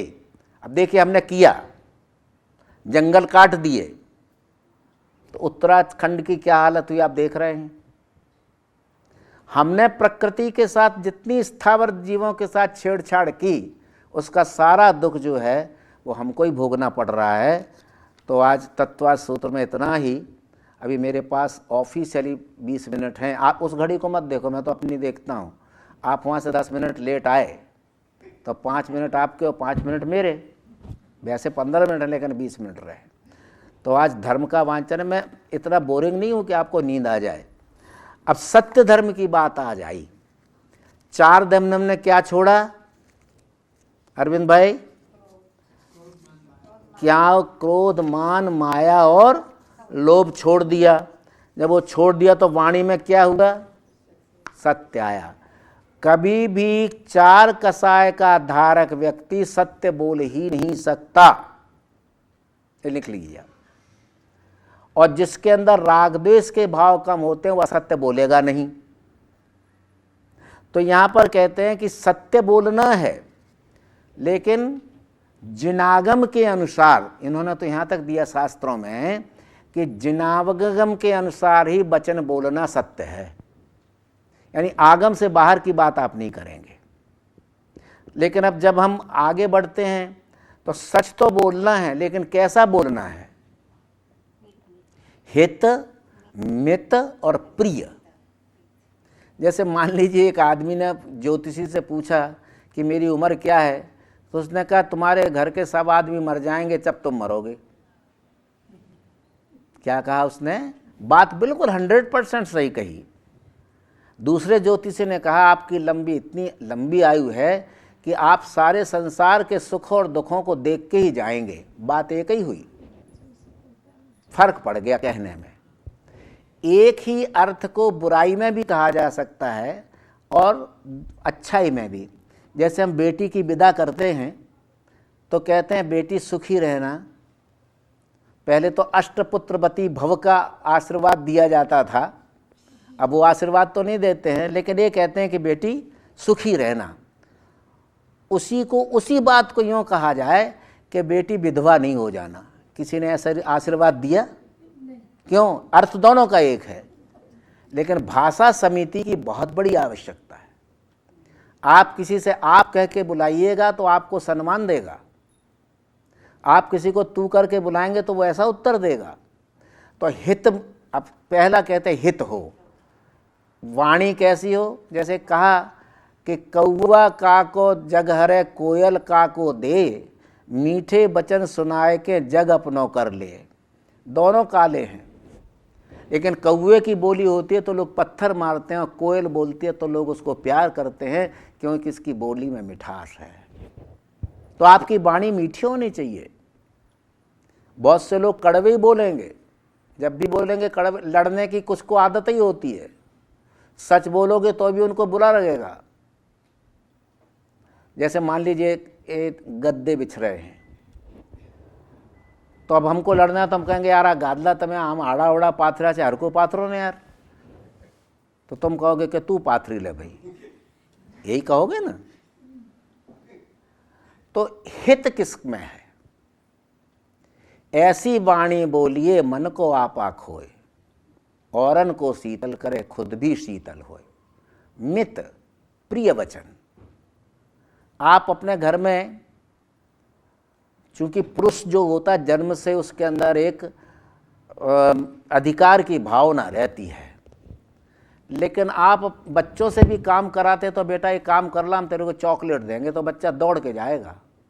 और तुम उसको झड़क के कहोगे कि ले आ चॉकलेट, नहीं तो मारूंगा, तो कहेगा नहीं जाते, छुप जाएगा, इधर उधर चला जाएगा। आप अपनी पत्नी से किस ढंग से बोलते इस पर डिपेंड्स करता है। यहाँ तो अच्छा है कि पति का नाम बड़े छूट से लिया जाता है। पहली बार मेरे को बड़ा, जिसको कहते हैं शौक़ लगा, तो एक जनी का हमारो अनिल आओ से पछियूँ जईस, मेरे को भाई तमारो अनिल है, मैं समझा कोई लड़का होगा उनका। पता चला कि अनिल तो उनके पति हैं। यानी इतने तुकार से बुलाते हैं। भारतवर्ष में ये चीज़ नहीं मिलेगी आपको। कोई अपने पति का नाम, मैं पुरानी बात कर रहा हूँ, नई पीढ़ी की बात नहीं कर रहा हूँ, लव मैरिज वालों की बात नहीं कर रहा हूँ मैं उनकी बात कर रहा हूँ कि जिनके साथ एक संस्कार जुड़े हैं। आपको पता होगा, मैं अपना उदाहरण दे रहा हूँ, 2 बच्चे पैदा होने तक मैंने कभी पिताजी के सामने उनको गोद में नहीं उठाया। देखा पिताजी आ रहा है तो जल्दी ऐसे रख दिया जैसे कोई खराब चीज़ फेंकनी हो, एक मर्यादा थी। अब आजकल तो अब पैदा होता है तो बाप और माँ पीछे जाते हैं, लड़का पहले पहुँच जाता है। भाई ये भी एक संस्कार हो रहा है, अब क्या करेंगे आप। अब आप इस बात को एक देखें, बहुत बढ़िया आपको बात सुनाऊं। रामायण को आप देखिए, धनुष टूट गया तो सीता जी की भी इच्छा हुई कि राम को देखूं, और राम की भी इच्छा हुई कि सीता को देखूं। आज की तरह तो नहीं था कि पहला डेटिंग करे, પછી एक बीजा ने समझे અને 4 महीना के 6 महीना પછી કે હવે फावतू નથી। ऐसा तो नहीं होता है। 4 महीने मिलने के बाद कहो अब मेरे को ठीक नहीं लग रहा है, ऐसा नहीं है। तो अब कैसी तुलसीदास की योजना को मैं बता रहा हूँ, मर्यादा की। तो सीता जी जो हैं वो पार्वती की पूजा करने गई हैं। राम लक्ष्मण जो हैं वो वहाँ पर टहल रहे हैं, उनको पता नहीं कि सीता आ रही है। तो सीता ने जो कंगन पहना है उसमें एक नंग जड़ा है। वह उतनी बात को तुलसी ने कहा, राम को रूप निहारत जान की कंगन के नग की परछाई। कंगन में जो नंग जड़ाया उसकी परछाई में राम की झाई उसने देखी। इसके बाद आगे कुछ नहीं कहते हैं। ये है मर्यादा। राम लक्ष्मण जानकी जंगल में जा रहे हैं, सब भील प्रजा है, आदिवासी प्रजा है। अब औरतों की एक आदत होती है, खुद कुछ नहीं पूछेंगी, वो कहेगी तू पूछो, बोले तू पूछो, बोले तू पूछ। भील कन्याएं, क्योंकि इतने गोरे चिट्टे लड़के कभी देखे नहीं थे, इतनी अच्छी लड़की कभी देखी नहीं थी। तो अंत में एक लड़की पूछती है कि ये गोरे तुम्हारे कौन हैं और ये सांवले तुम्हारे कौन हैं? तो आज की औरत को दिया मारा हस्बैंड छे, એટલું કે हमारा हस्बैंड छे। लेकिन वो उत्तर क्या दिलवाया तुलसीदास ने कि जो गौर वर्ण के हैं मेरे देवर हैं और ये उनके बड़े भाई हैं। मतलब तो ये हुआ ना। लेकिन आजकल तो सारी मर्यादाएं टूट गई, और जहाँ जिस घर में मर्यादाएं टूटती हैं, आपको ये नहीं समझना कि मैं बहुत ऑर्थोडॉक्स विचार आपके सामने रख रहा हूँ, मैं सिर्फ मर्यादा की बात कर रहा हूँ। तो उस मर्यादाओं की बड़ी अब क्या हो गया, एक जने पूछो गुजराती में जेनी मजा आवशे सांभळवानी कि हवे बहु घूंघटू ना ताणे तो शू करवू? अरविंद भाई, बहु घूंघटू ना करे तो शू करो? तो क्या ससराए पूंछ फेरवी लेवी। अगर बहू घूंघट नहीं करती है तो ससुर को अपनी पीठ फिरा लेना चाहिए, मर्यादा बनी रहे, है कि नहीं? युग है ऐसा। तो यहाँ की संस्कृति तो ये कहती है कि 18 वर्ष के बाद बाप के पास रहना, माँ के पास रहना एक प्रकार की बैकवर्डनेस है। अलग हो जाते हैं, अलग चले जाते हैं। 100 में से 2 घर मिलेंगे जिनके लड़के और बच्चे साथ में रहते हों, लेकिन आज भी भारत में कम से कम परिवार के साथ रहते हैं। 90% लोग रह रहे हैं, नयों की अलग बात है। तो हित का हो, मित का हो, ऐसे वचन आपके होना चाहिए। आपके घर कोई आता है तो आप क्या कहते हैं? पधारिए साहब, यही कहते हैं ना, पधारिए साहब। लेकिन उसमें आपको फिर प्रसन्नता होती, अतिथि देवो भव, ये बात थी। अब वो बात खत्म हो गई। मान लीजिए 2 बजे किसी ने घंटी बजाई और आप उठे और उसको वेलकम भी किया, शरबत भी पिला दिया, जूस भी पिला दिया, और जैसे वो गया तो क्या गाली दी? साले को समझ में नहीं आती कि 2 बजे किसी के घर नहीं जाना चाहिए दिन को। ये हमारे अंदर एक जो इंटरनल चेंज आ रहा है, उसके अंदर हमारे ये सब बातें खत्म हो रही हैं। अब असत्य का साथ मिथ्यात्व के साथ जुड़ा है। दूसरी बात, असत्य और मिथ्यात्व। मिथ्यात्व क्या है? पहले दिन बात की थी, देव शास्त्र गुरु के सिवाय दूसरे किसी के सामने हाथ जोड़ना पूर्ण मिथ्यात्व है, शास्त्र कह रहा है। व्यवहार की बात अलग है। देव शास्त्र गुरु की क्वालिटी के अपन वर्णन कर चुके हैं, तो वहां पर सत्य क्या है, हम किस देव की पूजा कर रहे हैं। शर्म की बात नहीं कर रहा हूं कि भाई शर्म मत अब करવું पड़े। तो वहां पर मैंने 2 शब्द आपको बताए थे। कौन से 2 शब्द थे? नमस्ते और नमस्कार। नमस्ते तो हम किसी से भी करते हैं, लेकिन नमस्कार उन्हीं को करते हैं जो हमारे पूज्य हैं, जिनको हमने अपने मंत्र में माना है। नमस्ते तो हम अपने साहब से करते हैं, वो क्रिश्चियन भी हो सकता है, मीट खाने वाले भी हो सकता है, हरिजन भी हो सकता है, चमार भी हो सकता है, लेकिन नमस्कार नहीं करते हैं। नमस्कार हम सिर्फ तीर्थंकरों को करते हैं, केवलियों को करते हैं। तो यहाँ पर उसी बात को कहते हैं कि मिथ्यात्व जो है उसका बोलबाला ज़्यादा हो गया, और सत्य जो है उसका गला घुट गया।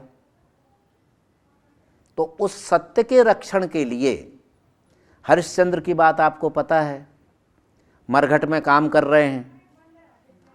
उसने कहा कि जब तक वस्त्र नहीं ले लो, कफन का कपड़ा नहीं ले लो, तब तक ना गाड़ने देना ना जलाने देना। बच्चा मर गया उनका, पत्नी बच्चे को लेके आई उसके पास कपड़ा, वो कहता है मैं नहीं जलाने दूंगा क्योंकि मैं यहाँ नौकरी करता हूँ। तो फिर एक दोहा लिखा, चंद्र टरे सूरज टरे, टरे जगत व्यवहार, पर दृढ़ व्रत हरिश्चंद्र को टरे न कोई विचार। एक बार वो दृढ़ता है कि मैं जहाँ पर हूँ वो मेरा फर्ज है। अब अपन तो क्या ढूंढते हैं, अपनी ओळखाण होए तो બધું पते। अब आजकल तो ज्यूडिशरी भी इतनी भ्रष्ट हो गई, पहचान का मजिस्ट्रेट हो तो फिर पैसे पहुंचाना पड़ते हैं, ये बात ध्यान रखिएगा, उसके बिना काम नहीं होता है। तो उसको कहते हैं कि मिथ्यात्व जो होता है वो आदमी हमेशा बहानेबाजी बहुत करता है। झूठ बोल, एक झूठ को छिपाने के लिए अनेक झूठों का आश्रय हमको लेना पड़ता है। आप सच कह दीजिए, मेरे से कांच टूट गया। सामने वाला कहेगा कि भैया ऐसा जरा संभाल के जा, इसके बाद कुछ नहीं होगा। लेकिन अब आप बनावट कर रहे हैं कि हमको तो पता ही नहीं, हमने यहाँ देखा तो यहाँ पर एक पड़ा था, नहीं ऐसा, क्यों जितना झूठ बोलना? टूट गया सो टूट गया। तो वहाँ पर हम जब मिथ्यात्व के साथ चलते हैं तो हमसे सत्य बहुत दूर चला जाता है, और सत्य के लिए लोगों ने कुर्बान हो गए। ज़्यादा लंबा मत जाइए, हमारे शहीद जो देश के लिए हुए, उन्होंने एक बार कहा कि मेरा देश ही मेरा सब कुछ है। फांसी पर चढ़ने के बाद भी वंदे मातरम बोले, फांसी पर चढ़ने के बाद भी भारत माता की जय बोले। ये है उनका सत्य। और गांधी जी ने क्या सत्य और अहिंसा को तो अपनाया। सांच बराबर तप नहीं, झूठ बराबर पाप, जाके हृदय सांच है ताके हृदय आप। सत्य जो है वो प्रभु का स्वरूप है। जो सत्य बोलता है उसके अंदर भगवान का वास होता है, और जो झूठ बोलता है उसके बड़ा पापी कोई नहीं होता है। अब कुछ लोग निरर्थक झूठ बोलते हैं। निरर्थक झूठ कैसे? बहनें तो बहुत अच्छी होती हैं, क्षमा करती हैं।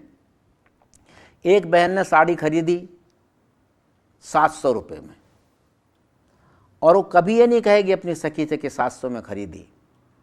चिढ़ाना होगा तो कहेगी अच्छा उसने देखा ऐसी साड़ी इसने भी खरीदी, तो उसने कहा मैं तो पहले वो पूछेगी आपने कितने में खरीदी? बोले 700 रुपये में। ओ, हमें तो 500 रुपया में आ गया।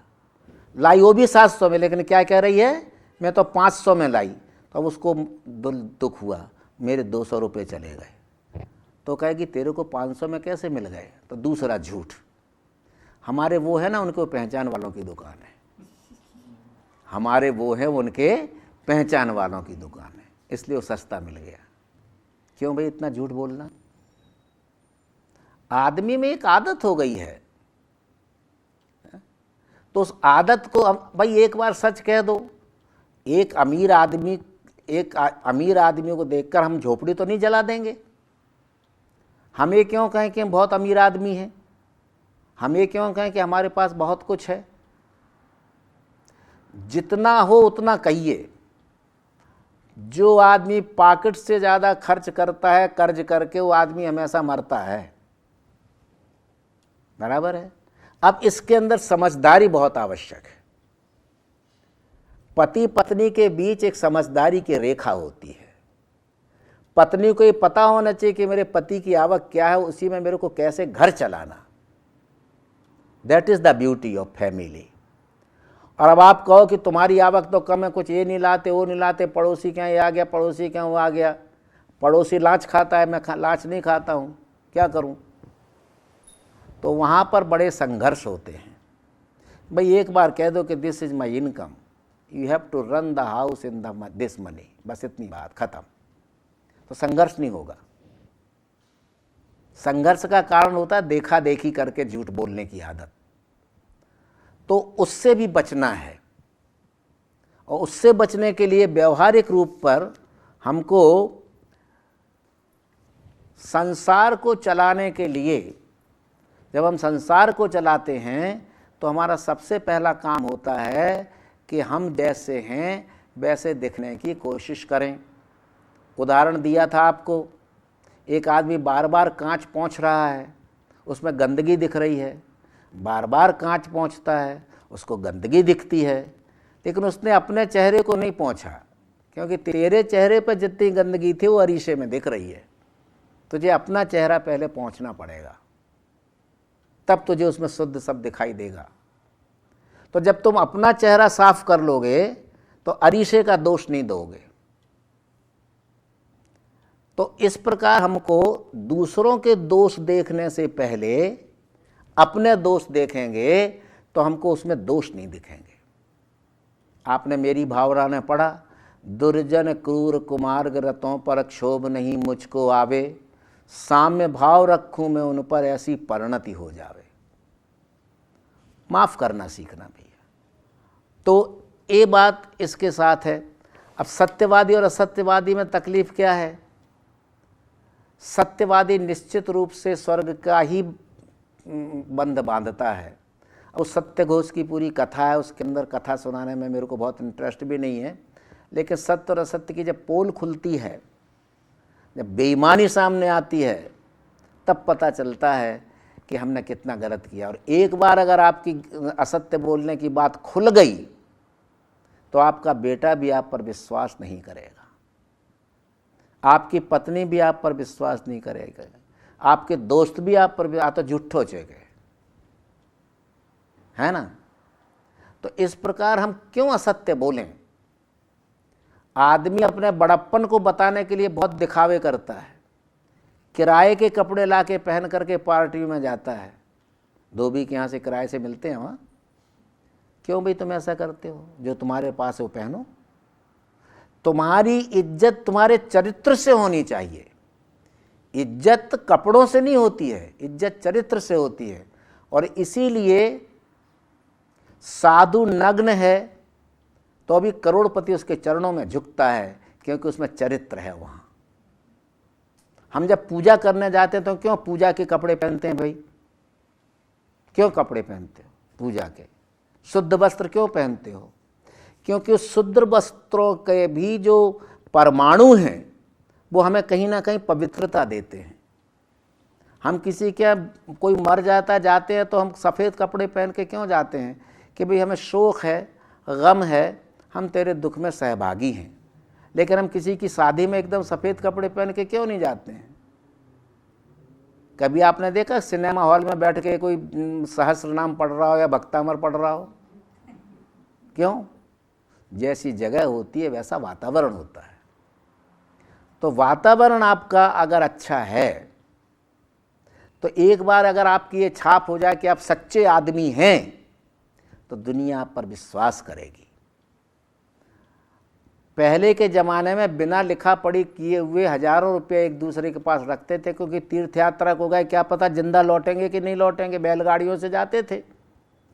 लेकिन अगर वो मर गया तो उसके लड़के को खोज के पैसे ढूंढ के जाके देता था कि तुम्हारे पिताजी रख गए। वो उसके अंदर एक ईमानदारी पैदा होती है सत्य बोलने से।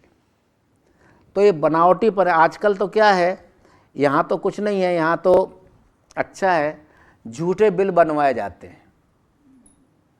जब मैंने आपसे कहा था ना कि हमारे यहाँ पहले ही पूछेंगे, बोलो भाई वस्तु खरीदो, बिल लेवो छे कि नहीं, बिल लोगे कि नहीं लोगे।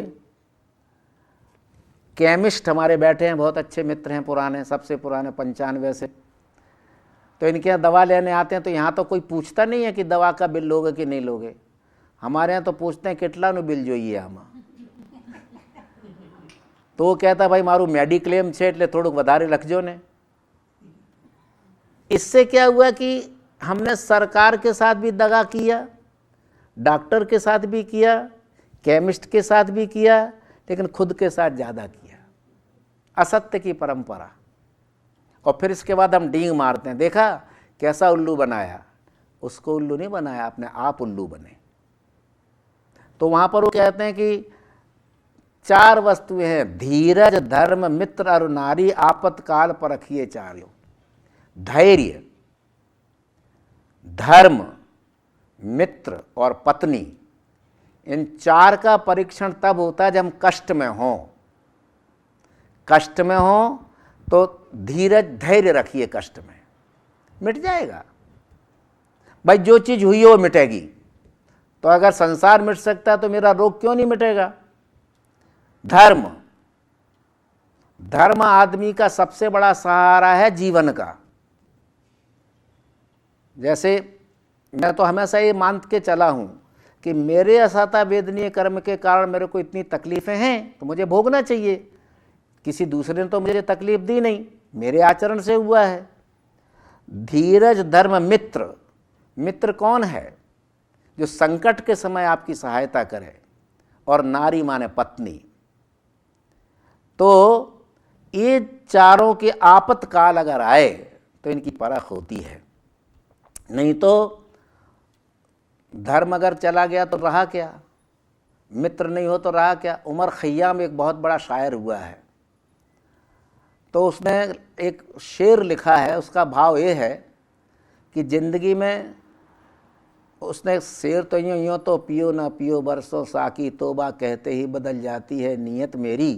और फिर आगे भी उसने लिखा, उसका भाव ये है कि जब मैं मरूं, जिंदगी मेरे को कैसे जीना है, मेरे पास खाने के लिए एक रोटी, एक ब्रेड का टुकड़ा हो, और जब मैं मरूं तो 4 मित्र मेरे को कंधे देने वाले हों। इससे बड़ा अमीर कोई नहीं है। कबीर क्या करते थे? मांग के खाना, मस्जिद में सोना। कबीर थोड़े बहुत ही टेढ़े आदमी थे, तो उन्होंने, किसी ने कहा कि भाई काशी की तरफ तुम पाँव करोगे तो नरक में जाओगे, मगहर की तरफ पाँव करो। तो उन्होंने कहा भाई तू कर दे। तो जैसे जैसे आदमी उसका पाँव घुमाता गया, काशी घूमती गई। ये उसकी चरम सीमा थी, तप की चरम सीमा थी। और इसलिए जब कहते हैं कि कबीर मरे तो झगड़ा हुआ कि हिंदू उठाएं कि मुसलमान उठाएं इनको, वहाँ देखे तो वहाँ पर कुछ नहीं था, फूल मिले। आधे फूल हिंदू ले गए, आधे मुसलमान ले गए। तो वहाँ पर कबीर का मंदिर भी है और कबीर की मस्जिद भी है, दरगाह भी है। ऐसे लोग कितने पैदा हुए। जिन लोगों ने अहिंसा को धर्म माना, वो जानते थे कि हम गलत कह रहे हैं, इसके बाद भी वो कहते थे, क्योंकि जीभ का स्वाद जो है वो उनको सत्य कहने से रोकता था। लेकिन महावीर को जो उपसर्ग हुए, उपसर्ग क्या है? भाई तुमने धारा के विरुद्ध में बोलना शुरू किया तो लोग ने तुमको पीटना शुरू कर दिया। उन्होंने पहली बार कहा, जैसे एक लड़के ने प्रश्न पूछा है उस 100 में कि सारे शास्त्र प्राकृत में क्यों लिखे गए? अरे भैया, उस समय की जनभाषा थी प्राकृत, हर आदमी प्राकृत बोलता था, इसलिए ग्रंथ प्राकृत में लिखे गए। महावीर के समय में ब्राह्मणों का इतना ज़्यादा त्रास था कि अगर कोई वेद वाक्य, वेद तो पहले हरिजन पढ़ ही नहीं सकता था, अगर वो वेद कहीं पंडित पढ़ रहे हैं और वहाँ से कोई हरिजन निकल जाए और उसके कान में भी वेद के शब्द पड़ जाएं, तो उसके कान में गर्म शीशा डाल दिया जाता था कि तूने वेद कैसे सुन लिया। उस समय महावीर ने कहा था कि तुम मत जाओ, मेरे पास आओ, मैं तुम्हारी भाषा में बात करूँगा। अर्धमागधी में उनसे बात की, उस समय की जो बोली थी। भगवान बुद्ध ने पाली में बात की, मागधी में बात की। तो भगवान महावीर ने क्रांति की जीवन में, भाषा को लेकर, संस्कृति को लेकर, नारी को लेकर के, शूद्रों को लेकर के, और गांव के गांव पूरे जैन होते चले गए। इसलिए आप अगर अपने 2-5 हज़ार वर्ष पुराने इतिहास को देखोगे तो कहीं ना कहीं आप जैन नहीं होगे। तो वो सारी चीज़ें महावीर के पास क्यों थीं? क्योंकि महावीर ने अपने ऊपर प्रयोग किए थे। महावीर ने कभी नहीं कहा कि तुम किसी को मारो मत, उपदेश नहीं दिए। मार सहन करके लोगों को दिखाया कि देखो राजा का लड़का भी मार खा सकता है, जिसको हमने उपसर्ग नाम दे दिया, अच्छा नाम दे दिया। तब लोगों को लगा कि हम गलत हैं, ये सही है, और फिर लोगों के एकदम हृदय पलट जाता है। तो ये हृदय पलटता है सत्य के कहने से। और झूठ कहोगे तो सामने वाला भी आपको परख जाता है। जैसे सोने को कसते हैं ना उस पर, कसौटी पर, तो उसके वो निकाल लेते हैं इसमें कितने % सोना है, कितना क्या है, वो कैरेट है, वो सब निकाल लेते हैं। ऐसे ही सच्चे आदमी के चेहरे के ऊपर हमेशा सरलता होगी। उससे झूठ कहोगे, कहे भाई मुझे ये बात पसंद नहीं है, मुंह पे कह देगा आपके। तो आप में हिम्मत होना चाहिए कि पर कैसी हुन्ना, काने को काना कहो काना जाए रूठ। काने से काना कहोगे तो रूठ जाएगा, पर प्यार से पूछ लो कैसे गई ये फूट। प्यार से पूछ लो कि भैया केवी रीते फूटे गई तारी आंख। ये जो वाणी का सौंदर्य है, कवि जो होते हैं वाणी के धनी होते हैं। बात वही कहना, लेकिन वो इतने बढ़िया ढंग से कहते हैं कि लोगों को प्यारी लगती हैं। इसलिए एक आपने अब पूजा के अंत में कि कठिन बतन मत बोल, पर निंदा और झूठ तज। कोर्ट में झूठी गवाही देना से बड़ा असत्य क्या हो सकता है। एक बार स्वर्ग के और देवताओं में और नरक के नारकियों में झगड़ा हुआ तो स्वर्ग के लोग बड़े घबराए और नरक के लोग घबराए नहीं। कहा भाई तुम घबराते क्यों नहीं हो, इतना बड़ा संकट आया है। बोले हमको क्या घबराना है, दुनिया भर के सारे वकील तो हमारे साथ हैं यहाँ। समझ रहे हैं ना बात को, दुनिया के सारे वकील तो हमारे साथ हैं। तो कहते परनिंदा और झूठ तज। गांधी जी ने भी प्रैक्टिस की, बहुत से ऐसे प्रैक्टिस करते हैं कि वही केस लेते हैं जो सही होते हैं। लेकिन अब आजकल तो हमारे ऐसे भी जेठमलानी जैसे हैं कि गलत केस भी ले लेते हैं, त्रासवादियों के केस भी ले लेते हैं। तो परनिंदा और झूठ तो सांच जवाहर खोल, सांच को हीरे की कटोरी, थोड़ा जरा जला देना भाई, 5 मिनट में निपटा देता हूँ।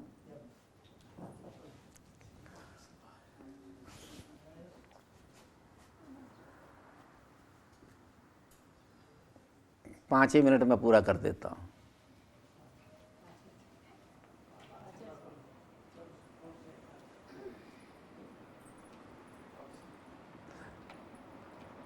तो कहते हैं कि सत्य जो है वो जवाहरातों की पेटी है, रत्नों की पेटी है, और सत्यवादी जग में भल सुखी। सिंपल है, उत्तम सत्य व्रत पा लीजिए पर विश्वास घात मत कीजिए। दूसरी शिक्षा है, कभी किसी का विश्वास का घात मत करो। और सांचे झूठे मानव देखे, आपन पूत सुपास ना देखे। झूठ बोलने वाले का लड़का भी उसके साथ नहीं रहना चाहता है, अलग हो जाता है।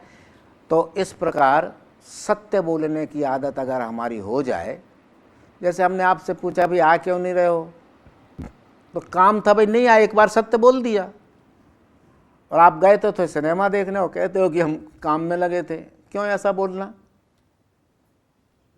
तो अब जैसे अपने यहाँ कहते हैं कि लॉस एंजलिस में 100 घर जैनों के हैं, कहते हैं, भगवान हैं कि नहीं प्रभु जाने, लेकिन 10-12 से ज़्यादा नहीं दिखते हैं। क्योंकि एक तो ट्यूब पर आता है तो वहाँ सुन लेते हैं, और दूसरे उनको विश्वास है कि गद्दी पर बैठ के जो बोलेगा वो सत्य ही बोलेगा, सत्य नहीं बोलेगा तो फिर क्या जाना। साचू ज बोलवाना तो मैं सांभड़वा हूँ जाऊँ। तो इस प्रकार दुनिया का वातावरण चलता है। हमको एक ही बात ध्यान रखना है कि हम ऐसा कभी भी फांसी पर चढ़ते समय भी असत्य नहीं बोलें।